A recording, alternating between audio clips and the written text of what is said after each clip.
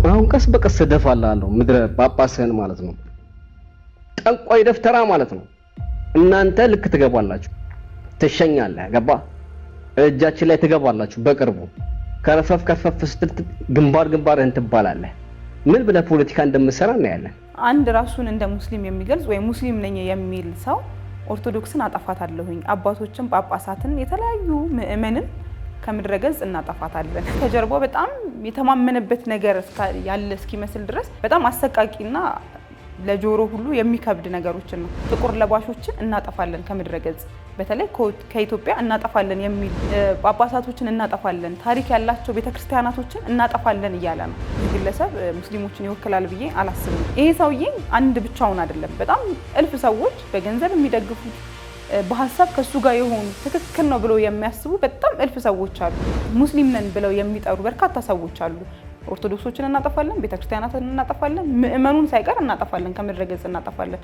የክርስቶስ ሰላም ለሀገራችን ቸርነቱ ለህዝባችን ይሁን እንደምሰንብታችኋል ይህ ደረጀ ዘወይንዬ ሚዲያ ነው በሚዲያችን ሀገራዊ ታሪካዊ ሃይማኖታዊ ባህላዊ ወቅታዊ ጉዳዮችና ሌሎችም ይቀርባሉ አብራችሁን በመሆናችሁ ታተርፋላችሁ ለሌሎች በማካፈል ቤተሰባዊነትን ያጠናክሩ መልካም ቆይታ ይሁንላችሁ ሰላም ጤና ይስጥልኝ ወድ የመምህር ደረጀ ዘወይንዬ ቤተሰቦቻችን እንደምን አላችሁ ዛሬም እንደተለመደው እንግዲህ በወቅታዊ ጉዳይ ምን አዲስ ነገር አለ ምን ተካሄደ በሶሻል ሚዲያው በተለያዩ ነገሮች ምን አዲስ ነገር አለ የሚለውን ለእናንተ ለውድ ቤተሰቦቻችን ልናስቃኛችሁ ለናሳያችሁና የታዘምነውንም ሐሳባችንንም ለእናንተ ለውድ ተመልካቾቻችን ልናደርስ እዚህ ስቱዲዮ ተገኝተናል መልካም ጊዜ መልካም ቆይታ ይሁንላችሁ የዛሬው ርዕሰ ጉዳያችን እንግዲህ ይሄ ነው ብለን መግለጽ በጣም ከባድ ነው የሚሆነው ቦታ መምረጥ ወይም ካቴጎሪ መክፈል የምንችልበት አይነት ሁኔታ ላይ ነን ብዬ አላስብም አንድ ራሱን እንደ ሙስሊም የሚገልጽ ወይ ሙስሊም ነኝ የሚል ሰው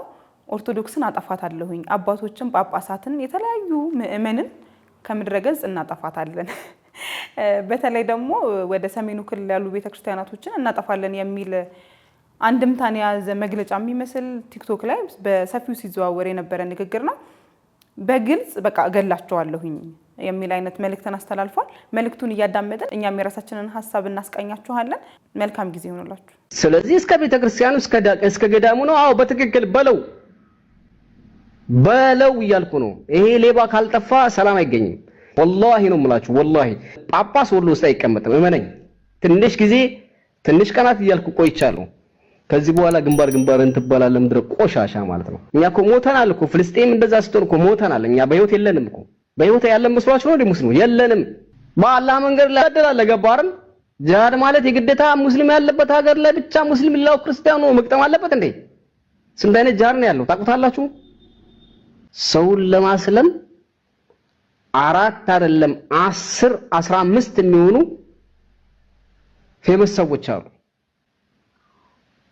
በአመት ውስጥ እንኳን ሰው አያሰልሙ ወይንም ማነው 30 ሰው አያሰልሙ በአመት ቢያንስ አንድ ግሩፕ እንፈጥራለን በዛ ግሩፕ ውስጥ ስራ እንሰራለን ምን ሰራው ታጥቆ ጫካው ሰልጥኖ በቃ ምናምን ጂሃድ አይደለም ገባው አይደለ በየአካባቢው ማታባቶችን በሙሉ እንገላቸዋለን ከዚህ በኋላ እንገላቸዋለን አንድ ቤተክርስቲያን እናቃጥላለን ለዛው ከፍተኛ የሆነ ታሪክ አለው የሚባል ቤተክርስቲያን እናጋየዋለን 4 ነጥብ የትም ቦታ ላይ የምናደርገው በነገራችን ላይ ይሄን ነገር አስረግጬ ነው መነግራችሁ መጀመር መቻል አለብን ለመጀመር ደግሞ ብዙም ነገር ያስፈልግን መደራጀት ነው በውስጥ እንዴት እነግራችኋለሁ ችግር የለውም በጣም ቀላል ነው 1 3 4ቱን አለን የሚሉትን ሰው ደፋላችሁና ከዛ በኋላ እኔ ነኝ እላችኋለሁ ይክሰሱ ወንድ ናቸው ይክሰስ ወንድ ነህ ከዚህ በኋላ እደፋላለሁ 1 4 5 እደፋላለሁ ማለት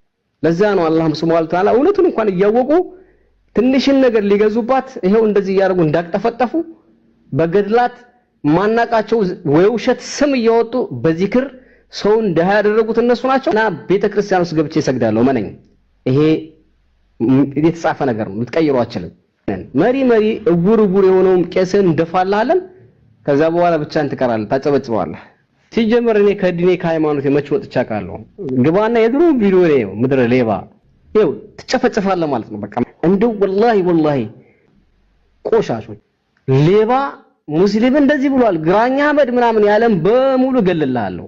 አዎ ግራኝ አህመድ ሳይሆን ግራኝ መብረቁ ነው የምሆንበት። ጠብቅ። መግደል እንጀምራለን፣ እንገላለን። የምንገለው ማንን ነው ካልከ ከሃይማኖት አባት ጀምሮ አሁን እደፋላለሁ በየተራ ያኔ ደግሞ ታያለህ። ጥቁር ለባሽ ሆኑ ቡዶች ማለት ነው እነሱ ይለጠለጣሉ። የሃይማኖት አባትን እየወሰድኩ ደፋላለሁ። አዎ እንደፈዋለን፣ ወላሂ እንደፈዋለን። ድፉ ይኸውላችሁ ንጋጇቸውን እፖስትላችኋል። ከዛ በኋላ እየጠበክ መድፋት ነው። ሁሉም የትም ቦታ ላይ ሰዎች አሉ። አምስት ሰው በቂ ነው። አምስት ሰው 50 ሺህ ብር ኪሱ ላይ ካስገባለት ራሱን ያጠፋል። ምን ነው ጊዜው አልገባቸውም መሰለኝ። ምድረ ደንቆሮ ጫካ ገብተው እንጓጋ ብለው እንደዛ መስሏል። ውጊያ አይደለ ፋራ አሁን በኋላ ያሳያለሁ። እናንተም ማግኘት ቀላል ነው። ጠጅ ቤት ማግኘት ቀላል ነው። አረቄ ቤት ይገኛሉ፣ ጥንቆላ ቤት ይገኛሉ። ምንም አትገኙበት ቦታ የለም። ወላሂ በግልጽ ነው የምለው። እኔ መብረቁ እኮ ነኝ። ማንን እፈራለሁ? ወይ ሞት ነው ወይ እስር ቤት ነው። ከዛ ውጭ ምን ይመጣል ሌላ? አልহামዱሊላህ የትም አላገኘው በዚህ ዘመን። ስማቸውን አሳድገው አላህ እያሉ ከሚያስመስሉት በግልጽ ተናግሬ እኖራለሁ። ምን አባቱ ይነካኛል? ይሄንን መግደል ብቻ ነው። ገባህ አይደለ? መግደል ነው በቃ። ከዚህ በኋላ መግደል ይኸውልህ፣ ጎረቤት ምናምን አልልህም። ገባህ አይደል? የሚገደሉ ሰዎች አሉ። ለምሳሌ ቄስ ጳጳሱ ነው አስጎንበሰህ መረሸን ነው በቃ። ሌላ ምንም አያስፈልግም። ገባህ አይደለ? ደሞም ይቻላል። በቃ አለቀ። መጀመሪያ መታጠብ ልመድ። ቆሻሻ ቤተክርስቲያን ውስጥ ገብተህ የሰጡት ከማሸት ማለት ነው። መጀመሪያ ጥንቆላ ድግምት ከመስራት መጀመሪያ ንጹህ መሆን ልመድ። ግማታም ጠላ ቤት ለጠላ ቤት ከምዞር ማለት ነው። ድሮም ሰካራም ቤት አይሰራም። አሁን እናንተ መግደል ነው፣ ሌላ ምንም አማራጭ የለውም። አዎ እኔ ያለሁት ካይሮ ነው። አስፈላጊ ከሆነ በ24 ሰዓት ውስጥ ገባለሁ። አስፈላጊ ከሆነ እዚህ ሆኜ ስራዬን እሰራለሁ። ምንም ችግር የለም። እንደዚህ ልቤ እንዳበጠማ አይቀርም። መግደል ነው አባቴ። ቻዋለው የትም ስታገኝ ትገለዋል። 4 ነጥብ። ምን አባል ታመጣ ነው?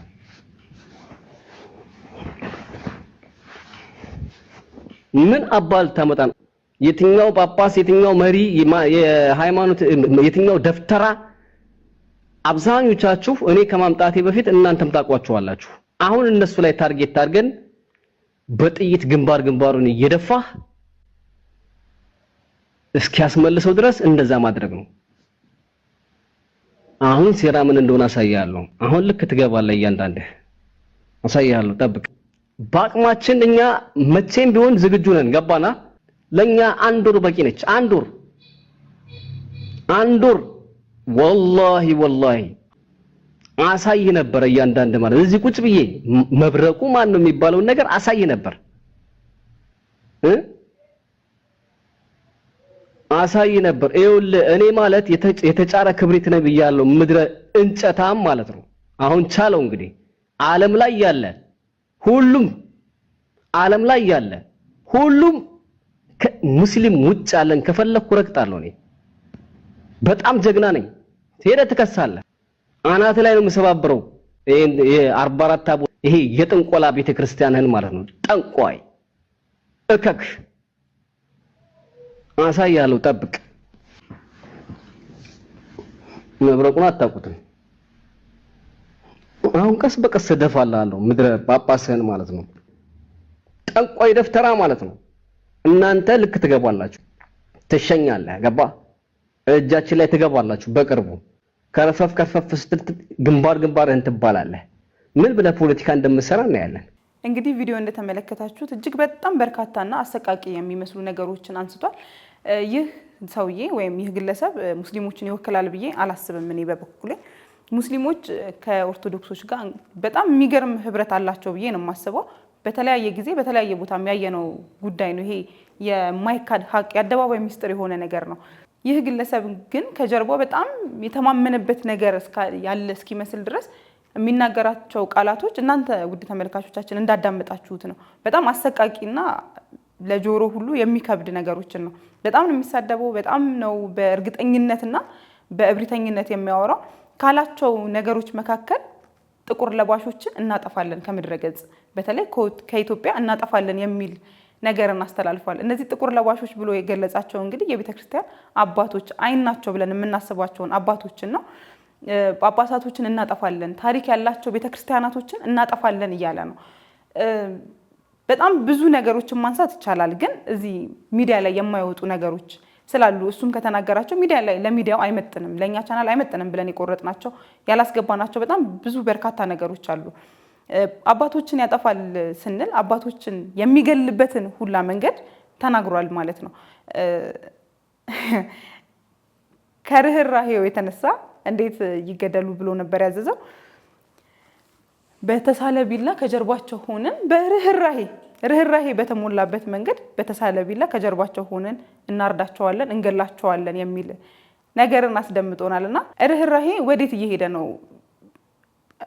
በጣም ከባድ ነገር ነው ማለት ርህራሄና ጭካኔ የተምታታበት ሰው ነው ብዬ ነው የማስበው።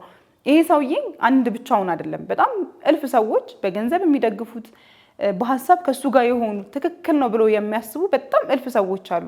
ይሄን እንዳብነት አነሳ ነው እንጂ ሶሻል ሚዲያ ላይ እጅግ በጣም በርካታ ራሳቸውን ሙስሊም ነን ብለው የሚጠሩ በርካታ ሰዎች አሉ።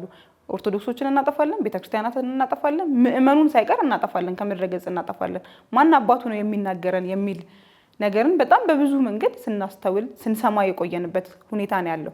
ግን የዚህ ሰውዬ ትንሽ ክፉ የሚያደርገውና የሚያስደነግጠው ለእናንተ ለውድ ተመልካቾቻችንም ልናጋራችሁ የወደድነው ነገር በበጀት የሚንቀሳቀስ ነው።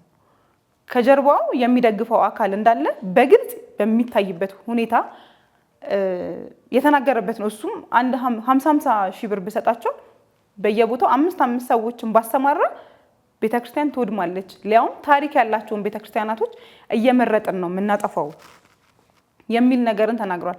ይህንን ዞር ብለን ስናስበው ከጀርባው ማን አለ የሚል ጥያቄ የሚያስነሳ ነው። እንግዲህ ከጀርባው ያለውን አካል እኛም አናውቅም፣ ለእናንተ ለውድ ተመልካቾቻችን ትተነዋል ይህንን ጥያቄ ማለት ነው።